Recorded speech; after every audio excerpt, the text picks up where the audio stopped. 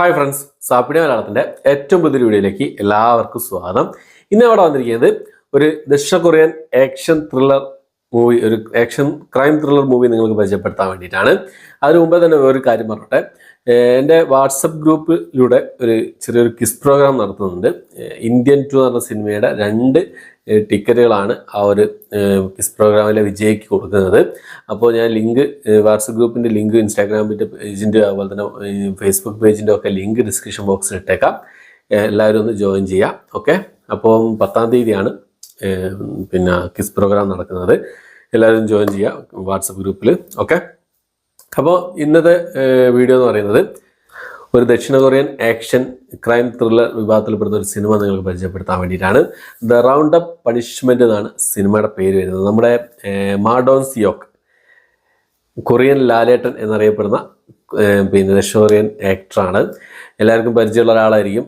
അദ്ദേഹത്തിൻ്റെ പഞ്ചാണ് മെയിൻ. അദ്ദേഹത്തിൻ്റെ പഞ്ചാണ് മെയിൻ.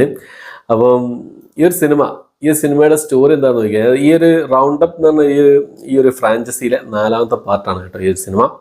അപ്പം ഈ ഒരു സിനിമയിലെ സ്റ്റോറി എന്താണെന്ന് വെച്ചാൽ, ഓൺലൈൻ ചൂതാട്ടവും കള്ളപ്പണവും, അതിനിടയിൽ ഉണ്ടാകുന്ന ക്രൈം, അതിനിടയിലെ കൊലപാതകങ്ങളും കാര്യങ്ങളൊക്കെ ഇൻവെസ്റ്റിഗേഷൻ ചെയ്യാണ് നമ്മുടെ നായകനും ടീമും. അപ്പം അതാണ് ഈ സിനിമയുടെ സ്റ്റോറി. ഒരു ഇൻവെസ്റ്റിഗേഷൻ ത്രില്ലറും കൂടിയാണ്. അപ്പോൾ ഈ സിനിമയുടെ ഒരു മെയിനായിട്ടുള്ള സംഭവം എന്ന് പറഞ്ഞാൽ ഇദ്ദേഹത്തിൻ്റെ പഞ്ച് തന്നെയാണ്. ഈ ഡോൺലിയെ ഇഷ്ടപ്പെടുന്ന ആൾക്കാർക്ക് എന്തായാലും ധൈര്യമായിട്ട് കാണാവുന്ന ഒരു സിനിമയാണ് ദ റൗണ്ട് അപ്പ് പണിഷ്മെൻ്റ് പറഞ്ഞ ഈ ഒരു സിനിമ. കോമഡി ഉണ്ട്. ഈ ഒരു ഫ്രാഞ്ചൈസി കണ്ട ആൾക്കാർക്ക് അറിയാം ഏത് രീതിയിലൂടെയാണ് ഈ സിനിമയുടെ ആ ഒരു കഥ പോകുക എന്നുള്ളത്. വില്ലനൊക്കെ ആദ്യം കാണിക്കും, ആരാണ് വില്ലൻ എന്നുള്ളത് ആദ്യം കാണിക്കും.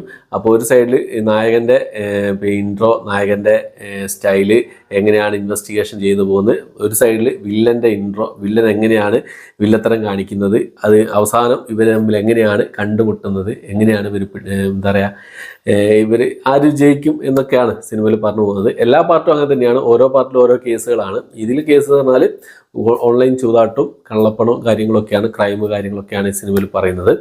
അപ്പോൾ എന്തായാലും ഒന്ന് കണ്ടു നോക്കുക. മെയിനായിട്ട് ഡോൺലി അണ്ടൻ്റെ പഞ്ച് തന്നെയാണ് ഈ സിനിമയുടെ ഹൈലൈറ്റ്. കോമഡി ഉണ്ട്, ആക്ഷൻ ഉണ്ട്, ഇൻവെസ്റ്റിഗേഷനും ഉണ്ട്. എല്ലാം ഒത്തിണങ്ങിയ ഒരു സിനിമയാണ് ദ റൗണ്ട് അപ്പ് പണിഷ്മെൻ്റ് പറഞ്ഞ ഒരു സിനിമ. സൈറ്റുകളിലൊക്കെ അവൈലബിൾ ആണ്. ഇംഗ്ലീഷ് സബ് ടൈറ്റിലോട് കൂടിയാണ് അവൈലബിൾ ആയിട്ടുള്ളത്. ഈ സിനിമ കണ്ടിട്ട് എനിക്ക് തോന്നിയ സംഭവം എന്ന് വെച്ചാൽ, നല്ല ക്വാളിറ്റി, എല്ലാ സംഭവവും അടിപൊളിയാണ്. എനിക്ക് ഇഷ്ടപ്പെട്ട നടനാണ്, ഇഷ്ടപ്പെട്ട അദ്ദേഹത്തിൻ്റെ ഫൈറ്റ് കാര്യങ്ങളൊക്കെ അടിപൊളിയാണ്. പക്ഷേ ഈ ഒരു സിനിമയിൽ എനിക്ക് തോന്നിയ ഏറ്റവും വലിയൊരു പോരായ്മ എന്താണെന്ന് ചോദിച്ചാൽ, ഈ ഡോൺലിയാണ്, അതായത് പിന്നെ നമ്മുടെ നായകനോട് മുട്ടി നിൽക്കാൻ പറ്റിയ ഒരു വില്ലൻ സിനിമയിൽ ഇല്ല എന്നുള്ളതാണ് ഏറ്റവും വലിയൊരു പോരായ്മയായിട്ട് എനിക്ക് ഈ സിനിമയ്ക്ക് തോന്നിയത്. ഈ സിനിമയുടെ 1ാമത്തെ പാർട്ടും 2ാമത്തെ പാർട്ടിലൊക്കെ കിഡിലോസ്കി വില്ലന്മാരായിരുന്നു. വില്ലന്മാർ പൊളിയാണെങ്കിൽ സിനിമ പൊളിക്കും. പിന്നെ നായകന് കട്ടയ്ക്ക് നിൽക്കുന്ന വില്ലന്മാരാണെങ്കിൽ സിനിമ പൊളിക്കുന്നുള്ള ഉറപ്പാണ്. ഈ ഒരു സിനിമയിൽ ഏറ്റവും വലിയൊരു പോരായ്മ പറഞ്ഞാൽ വില്ലൻ്റെ ആ ഒരു വില്ലത്തരം അഭാവമായിരുന്നു എന്നുള്ളതാണ്. ഒരു കട്ടയ്ക്ക് നിൽക്കാൻ പറ്റിയൊരു വില്ലനായിരുന്നില്ല എന്നുള്ളതാണ്, വില്ലത്തരായിരുന്നില്ല എന്നുള്ളതാണ്. എന്തായാലും നിങ്ങളൊന്ന് പിന്നെ കണ്ടു നോക്കുക. നിങ്ങൾക്ക് ഇഷ്ടപ്പെടാതിരിക്കില്ല. ഏത് റൗണ്ട് ഓഫ് ഫ്രാഞ്ചൈസി ഇഷ്ടപ്പെടുന്ന ആൾക്കാർ എന്തായാലും ഒരു തവണ കണ്ടു നോക്കാവുന്ന അത്യാവശ്യം കുഴപ്പമില്ലാത്ത നല്ലൊരു സിനിമ തന്നെയാണ് ഈ ഒരു സിനിമ എന്നുള്ളതാണ്. പിന്നെ ഡോൺലി സിനിമകളൊക്കെ ഇഷ്ടപ്പെടുന്ന ആൾക്കാർക്ക്, പ്രത്യേകിച്ച് ഈ ഒരു ഫ്രാഞ്ചൈസി ഇഷ്ടപ്പെടുന്ന ആൾക്കാർക്ക് എന്തായാലും കണ്ടു നോക്കാവുന്ന ഒരു സിനിമയാണ് ദ റൗണ്ട് ഓഫ് പണിഷ്മെൻ്റ് ആണ് ഈ ഒരു സിനിമ. ഈ ഒരു സംഭവമാണ് മെയിൻ. വില്ലത്തരം അടിപൊളിയാണെങ്കിൽ, വില്ലന്മാർ കട്ടക്കി നിൽക്കുന്ന വില്ലന്മാരുണ്ടെങ്കിൽ ഒരു പഞ്ച് അടിപൊളിയായിരിക്കും എന്നുള്ളത് തന്നെയാണ് സിനിമ. അപ്പോൾ അടുത്തൊരു പാർട്ട് വരുന്ന സമയത്ത് അത് പിന്നെ അത് പരിഷ്കരിച്ച് കൊണ്ടുവരട്ടെ എന്നുള്ളതാണ്.